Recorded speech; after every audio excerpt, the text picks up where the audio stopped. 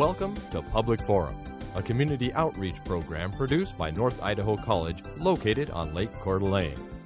Featuring guests from around the globe addressing a wide variety of subjects, Public Forum serves to educate and enlighten.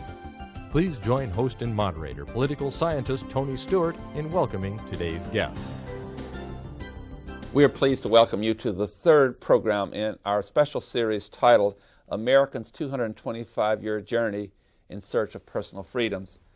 Our guest last week was President Thomas Jefferson, portrayed by Dr. Clay Jenkinson. Today, we're going to be visiting with, from history, Thomas Paine, who lived from 1737 to 1809, portrayed by Ken Burchell. Thomas Paine was an English-American writer and political pamphleteer. He was author of Common Sense, Crisis, and Rights of Man, among other works. He was a supporter of the American and French revolutions. He opposed American slavery in his article, African Slavery in America. He was secretary to the Committee for Foreign Affairs for the U.S. Congress in 1777 to 1779, and certainly was a supporter of women's rights, which was one of the first people to do that in that time of writing about American history, or its early stages. And he had a seat in the French National Convention in the 1790s. Mr. Paine, welcome to our program. We're happy to have you to come from the past to be with us now. And I want to say in introducing you that many, many scholars in our time indicate that without your writings and without your advocacy of liberty for all, including slaves and women, the American Revolution would not have happened when it did. You were very powerful with your writings. And again, we look forward to the interview. Thank you so much, Mr. Stewart. It's wonderful to be here. And as always, I'm very pleased to have regular panelist Janelle Burke, and she will commence today's questioning with our guest from the past, Thomas Paine. Mr. Paine, in today's world, we have a lot of different kinds of media, but in your time, there was really a media that consisted of the written word and pamphlets, books, that kind of thing, in order to influence people. There wasn't such a thing, of course, as television or computers, any of that kind of thing. What do you consider to be your most influential writing? What do you think had the greatest impact on the people of your time? Well, you know, without question, I consider Common Sense to have been my most important writing. In fact, in my will, I left provision that should be written on my tombstone, that it would be Thomas Paine, the author of Common Sense. And that's really the sole credit that I wanted left behind, despite having left a number of other great, I think, contributions to the history of individual liberty. In a short nutshell, tell us what you said in Common Sense that you think is so important for the benefit of our viewers today. Well, you know, I think people today have forgotten how oppressive the system really was before the American Revolution. And it began, of course, at the top with a monarch. And it was a monarchic system. But it ran all the way down through society. It was not only the monarch, but it was the aristocracy that could pretty well do with the common man what they wished to, or woman what they wished to. If you even smirked at some aristocrats, you could have yourself whipped until your hide was bare, for example. But it ran down through society through slavery, that is, African slavery, which, as Mr. Stewart pointed out, I roundly condemned in my time, but also in women's affairs and women's rights. There were no women's rights to speak of in those days, just the very, very beginning rudiments. And so that slavery, that monarchic system ran down through society. And I really believe that in order to reform society, we would have to start by cutting off the head and destroying monarchy. And so really that is the first and foremost thing that Common Sense did. It held up the British monarchy to ridicule and to critical examination as well, both. And it set the American public on the path away from attaining the rights of British subjects to attaining the rights of free and independent citizens. In your day, your work sold in a way, a record-breaking way, that if they were being written today, it would be an incredible number of millions that would be sold. Was your work so popular because people were so hungering for liberty, and that's what you were advocating? I think that's true. The times were ready for it, but you know, I have always believed, and I still do believe today, that ideas have power. And you're correct, the ground was fertile. The country, that is the colonies in North America, were groaning under the weight of various kinds of oppression. The rest of the world even more so. So when it came time to plant that seed of liberty, the ground was ready for it without a doubt. Common Sense, as you alluded to, had the greatest publication run, I'm proud to say, of any book in history. You would have to sell today 97 million copies in the first 3 months in order to match the run that we had at that time. That is really remarkable. You were so interested in the French Revolution, too, and I think your writings not only influenced the American Revolution, but certainly the French Revolution, too. But you had a very interesting statement. You were so opposed to a monarchical system and the brutality that you saw in it and the injustices and the execution of people for political reasons. But then when the French Revolution took place, and it was a very bloody revolution, you condemned the new leadership for the execution of some of the royal family. Would you explain why? Well, after all, one of the things that we opposed about monarchy was its brutality and inhumanity, the method of treating human beings as if they were cattle or sheep or something less than a human being. And it seemed to me a betrayal of the ideals of the revolution to turn around and to use the same techniques of terror that monarchy had used in the name of people's liberation. When the French monarch Louis was taken before the French Convention, I stood and pled for his life. I suggested, rather than executing him, which I thought would bring shame upon the revolution, and I really think subsequently history has judged it so, I thought rather we should exile him to America, where he would learn the rights of a free citizen in an independent republic. And on that same note, you suffered because of your outspoken ways and your advocacy of liberty. And how did you come away from that imprisonment and your own feelings about how individuals are affected by revolution? Well, you know, Mr. Stewart, during the French Revolution, I had many, many friends in France that I had made at that period of time throughout all levels of society. And I saw virtually all of them executed, some of them before my very eyes. And it was an extraordinary experience, one that I really can honestly say I have never recovered from. And I must point out to you, they did not die in a cringing fashion. They died, almost all of them, as heroes, standing on the scaffold and saying that they died willingly for the liberty that we all believed in so strongly.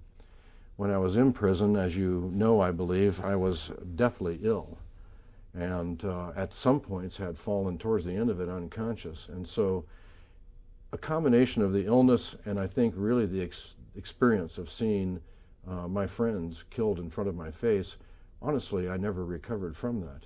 It was quite a view to human life and the perils of revolution. Janelle Burke. You wrote about slavery and you wrote about women's rights. Did those come from personal experiences that you had, or did you gain your material from other people? Well, of course, none of us live in a vacuum. All of us are influenced by our times, and I certainly was. Before I came to America, when I moved to London, I moved in a circle of, we called them enlightened men, and there were some women amongst us at that time too. Mary Wollstonecraft amongst them, for example. I moved in enlightened circles. I attended public educational lectures by the astronomers and physicists of my time. I collected a set of globes, which every educated individual did, a globe of the earth and a globe of the heavens, in order to learn about the planet and the world in which the universe in which we lived. And so certainly, and not least, let me also add, amongst those influences was Ben Franklin, whom I became acquainted with, and was one of the most enlightened men of the age, probably the single individual to whom we owe our liberty and our revolution. Beyond all others was Ben Franklin. I really believe the real father of our country. So certainly I had those influences. There were some in my personal life, too, that I think a good many historians tend to overlook. When I was a very, very young man, I was married. And when my young, beautiful wife was with child. She died in childbirth with my child. And the experience of going through that and seeing her in the very poor conditions we had with no help of assistance, very unsanitary conditions, and the rest of it really put in me a wish to be able to alleviate the condition of my fellow man. I made a vow that I would do so, and I lived my life for individual liberty and to help humanity. You have just mentioned, as Thomas Jefferson on the program did, about the importance of Ben Franklin, or certainly when Thomas Jefferson was portrayed today at our program, there was the same kind of remarks made about Ben Franklin. Yet for a person like yourself who wrote so much about individual liberty, Ben Franklin did not have a good record when it came to American Indians or Native Americans. How did you cope with that problem in relation to your admiration of other things that he did do in his powerful contributions? Well, you know, those were mixed times. And I certainly believe that Ben Franklin's contributions to the cause of liberty and to independent liberty far outweighed whatever failings he may have had, just as in the case of Thomas Jefferson, who was one of the greatest contributors to the cause, really drafted the Declaration of Independence, served as President of the United States, and yet strangely held slaves for his whole life. I certainly never did. I was and am an idealist, without a doubt, and I am for no compromise where human condition, whether it be a woman, whether it be gender issues, or whether it be racial issues, I believe in no compromise whatsoever. But these were good men that were trying in their best way to bring about the kind of a system, the foundation, whereby we might be able to gradually develop a free society. And one final question before going back to Janelle, and that is that Mary Wollstonecraft probably was the most effective writer for women's rights of her time, and one of the great feminists in history. Without question. It was incredibly powerful. Did you have opportunity to correspond with Mary Wollstonecraft or to work with her or meet with her? And you know, she was very upset about certain writings, and that's when she wrote The Rights of Women, because she was some philosophers had really given her great concern. Well, I was personally acquainted with Mary Wollstonecraft, both in Britain, when we associated with the same circle of enlightened individuals, artists as well as scientists. William Blake was a common friend. And later in France, also I was acquainted with her and Godwin, her associate, at that period of time. And there simply is no doubt that during that time, she was by far the most radical and the most eloquent voice for women's rights. I think when I wrote Rights of Man, I really believe that Mary took it a little bit personally. I certainly always intended the term man to mean mankind. And my agenda was always the liberation of all people, regardless of gender and regardless of race, and I said so explicitly. But I think her book made a nice compliment, all in all. Did you ever discuss this with her? Without question. There was a fertile, very rich debate at that time. We never dined for dining's sake. We always had a great time exchanging ideas, arguing, debating back and forth the ideas of the day, the news of the day, the politics of the day. It was a very lively time indeed. Thank you. Janelle Burke. Thomas Paine, you moved from England to the United States, and you found here quite a fertile ground for your writings. Did it take courage to write? Did you feel like you were a courageous person as you were writing these things, or were they simply things that spun off your pen because you felt so strongly about them? Well, you know, we were aware both of the danger and of the significance of what we did. You may also be aware that most of my early writings I wrote under a pen name, as did many of the men of that time, and women for that matter of the time. That was simply because to question the aristocratic and monarchic system of the time was sedition and treason, and it was a hanging offense, and people were hung for sedition under the royal crown. We certainly knew that. And I'm not certain that I felt that I was brave necessarily, but I tell you what I did feel without a doubt was the importance and the vital nature of what we were involved in. There was never any question for me what side I was on. It was humanity, truth, justice, liberty. And you did both your own writing and you did some of your own publishing? That's true. A good example of that would be The Rights of Man.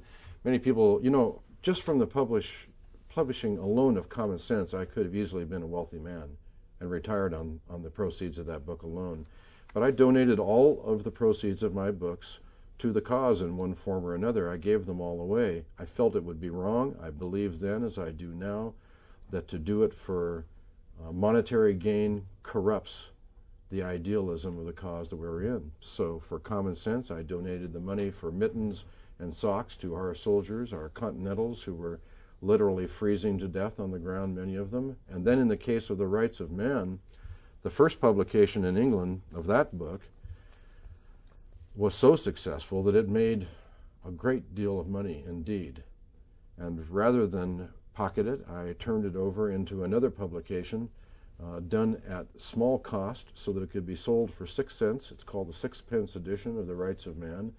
And we turned around and published it at a rate where any person, a shoemaker, a barrel maker, any tradesman, any craftsman, the poorest person in England would be able to buy a copy of that book. Well, that was part of your success because the common people could have your works and were influenced by them. Absolutely. In addition to that, you had a struggle among the different leaders for freedom, as we do today, and it has to do with strategy. And you were known in your time as not one to ever compromise. You were blunt. You angered lots of people because of your strategy and approach, whereas Thomas Jefferson, who agreed with you on most of the things, certainly I don't think you agreed on women's rights, but certainly he is a lover of liberty, and you too, but he had a very different style, and his contention was that you had to lead, but you could not lead too far ahead of the people, and you had to do gradually winning of people on certain issues, and you were impatient to say, we must do it all now. Would you, in the context of your time, and then to assist us in our time, talk about these two, they're always there, these two forces about today, dealing with civil rights. Some people are much more impatient, say we've got to do all of this now, and others are more gradual in their approach of accomplishment. Well, it's always a little gratuitous to look back in hindsight and speculate on, what would have happened, what could have happened, but you're exactly correct. Thomas Jefferson, who was a very dear friend and a loyal friend of mine throughout life, was much more politic in his approach to things. And as you point out, I have never been a person for compromise or for mincing words in any way, shape, or form. But if you look at the one example of slavery, for example, which really was one of the key underlying issues of the Second Continental Convention, and also the drafting of the Declaration, when you know, don't you, that the anti-slavery clause was removed from the Declaration. I believed firmly that it would be better to stand and fight on that issue. And my own view is that had we done so, I think the issue would not have boiled as large as it did. It festered, and it grew, and it poisoned the nation, it poisoned our people, until we had the Civil War, where more Americans died than all other wars combined. It was an extraordinarily bloody affair, and my personal belief is had we stood on principle at the time, in 1776 to 1789, there would have been a price to pay, surely. There is always a price to pay for freedom, without a doubt. But I think it would have been less had we confronted it right at the spot. If the North particularly had followed this advice and absolutely had no compromise, as they did at the convention, the Three Fields Compromise, or the whole issue of returning slaves if they fled to the North, there was 4 different clauses in the Constitution, and also the immigration of slaves from Africa. There probably would have been 2 countries, the North and the South, but would that over a shorter period of time meant that in the end the slavery would not have survived? That, in other words, that there had been a way of addressing it with your great principle and to be your principle to be admired, your love for liberty for everyone, that a civil war would not have happened. Well, the simple fact of the matter is we ended up with two countries anyway. Had we ended up with two countries in 1789, or whether it was in 1860-65, was of no real course, except that my argument is, had we made that decision in the first place, I think the consequences would have been less. And I really believe that had we raised the banner of liberty at that time and held for no compromise, I think everyone in the South, black and white, ultimately would have rallied around that banner. Or would it be true that members, there was about 100,000 slaves in the South, that if there would have been two countries, that the slaves in the South could have escaped to the North, and therefore that would have ended slavery, because the South could not have demanded, as they did under the Constitution, that the individuals be returned? See, Mr. Stewart, you, like me, are a real iron-blooded radical underneath your skin. Janelle Berg, thank you. Thomas Paine, you were not a public office holder, though. Were you at any point in your career? You were mainly a person who influenced through the pen. Well, not exactly. I was not an elected office holder, but I did hold office in the Continental Congress. I was the Secretary for Foreign Affairs in the Congress. So I held appointive office, not elective office. But you must understand, I was never a politician. Now, you did, however, have a lot of conversations with people who were elected officials, of course, in your appointed position, but in your daily life, of course, in England, you had been involved with a lot of the intellectuals of the day. Were you in that same capacity in this country? Without a doubt, I knew and was friends with all of the greatest men of the day, and they were wonderful men, I must tell you, and good friends. For the most part. And I should back up a little and say it's not precisely correct to say that I never held elective office. I held no elective office in this country. I was elected from 4 different departments of France to the French Convention, the Revolutionary Convention of France, and accepted the office from the province of Calais.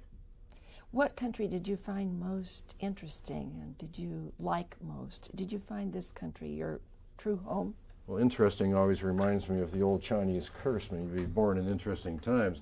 And from that standpoint, though, you know, both America and the French Revolution were extraordinary times. They were the times that tried men's souls, both cases, without a doubt.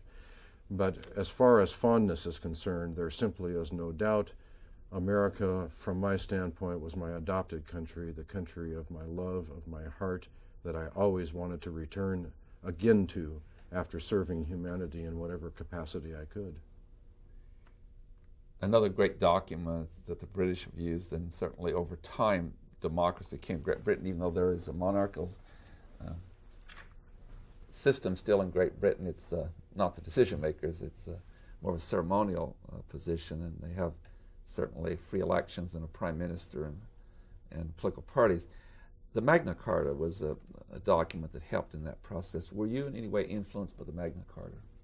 Well, I think any individual born in the British Isles was influenced by the Magna Carta. That was, after all, the founding document that moved Britain in the direction somewhat of democracy. But you must understand, Mr. Stewart, to this very day they have no written constitution, so you really can't call them a republic from the same standpoint that you would America. They have all these precious rights, but they don't look to one particular document. I guess the House of Commons makes the final decision, but certainly if they do certain things, they would be removed from office by an election. So I understand what you're saying, but based upon that, what philosopher or philosophers probably influenced you the most in your lifetime?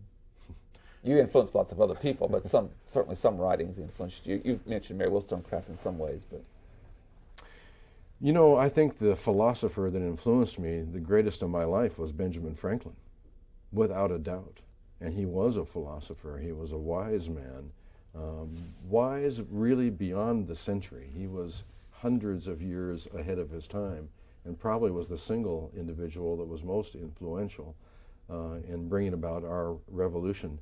I read widely, although accused of it. I never read Locke or Montesquieu, either one. I learned about them later in life.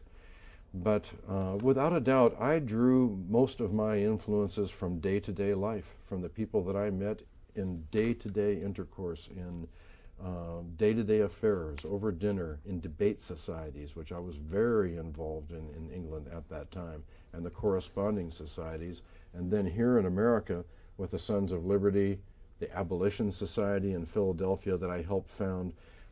In a lot of ways, there was so much ferment going on at the time, I had little time to read, quite frankly. We were busy bringing about a revolution.